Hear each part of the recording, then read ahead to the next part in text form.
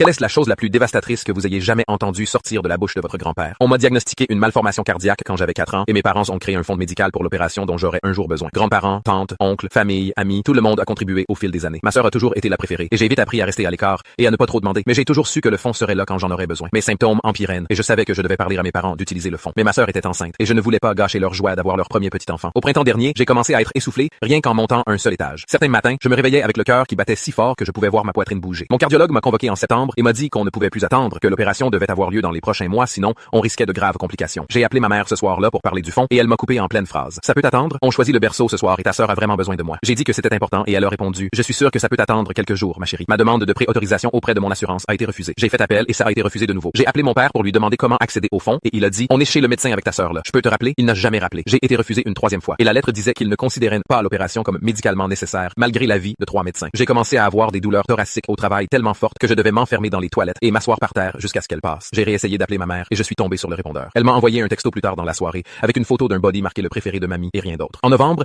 j'arrivais à peine à terminer un service sans avoir l'impression que j'allais m'évanouir et mon médecin a utilisé l'expression dommage irréversible pour la première fois. J'ai finalement eu une date d'opération pour janvier, mais l'hôpital avait besoin d'une preuve de fond avant de confirmer ma place. Je me suis rendu chez mes parents un samedi pour parler du fond en personne et j'ai attendu sur le perron pendant 2 heures avant qu'ils rentrent. Quand ils sont enfin arrivés, ma mère avait l'air agacée de me voir. J'ai dit: il faut qu'on parle de mon opération. Elle a répondu: on peut faire ça plus tard. On a passé toute la journée chez ta sœur et je suis épuisé. J'ai demandé ce serait quand plus tard et elle a dit: à Noël, toute la famille sera là. On s'en occupera. Puis 2 semaines avant Noël, je me suis évanoui dans ma cuisine et je me suis réveillé par terre avec un bleu sur la tête. Je n'en ai parlé à personne. Je devais juste tenir jusqu'à ce dîner. Quand j'ai coincé ma mère dans la cuisine à Noël, je lui ai demandé comment accéder au fond. Elle ne me regardait pas. Elle continuait juste à réarranger des petits pains dans une corbeille. L'argent n'est plus là. On a eu une urgence familiale. J'ai dit: quelle urgence? Elle a répondu: on ne va pas faire ça ici. J'ai dit: j'ai une opération dans 3 semaines. Je dois savoir ce qui est arrivé à 18 ans de don. Mon père est entré et elle lui a lancé un regard désespéré. Il a dit: les choses se sont compliquées. On voulait te le dire plus tôt. J'ai demandé pourquoi il l'avait dépensé et aucun des deux n'a répondu. Ma sœur est apparue dans l'encadrement de la porte avec la main sur son ventre et quelque chose s'est glacé dans ma poitrine. J'ai dit: vous l'avez utilisé pour ses traitements de fertilité. Le visage de ma mère s'est effondré et elle a dit: tu ne comprends pas à quel point c'était dur pour elle. Elle voulait tellement ça. À ce moment-là, mes grands-parents, mes tantes et oncles s'étaient rassemblés dans l'encadrement de la porte de la cuisine, tenant encore leurs verres et leurs serviettes. Ma grand-mère est devenue blanche et a dit: c'est mon argent qui a payé pour la FIV. Mon père a dit: maman, c'était une urgence. Ma sœur s'est avancée et a dit: c'était une urgence. J'ai la trentaine. Je ne pouvais pas juste attendre éternellement. Ma tante a dit: tu as 30 ans. Tu viens à peine d'avoir 30 ans, si on peut même dire ça. Et l'assurance ne couvre pas la FIV. Ma sœur a levé les yeux au ciel et a dit: après un délai d'attente de 6 mois,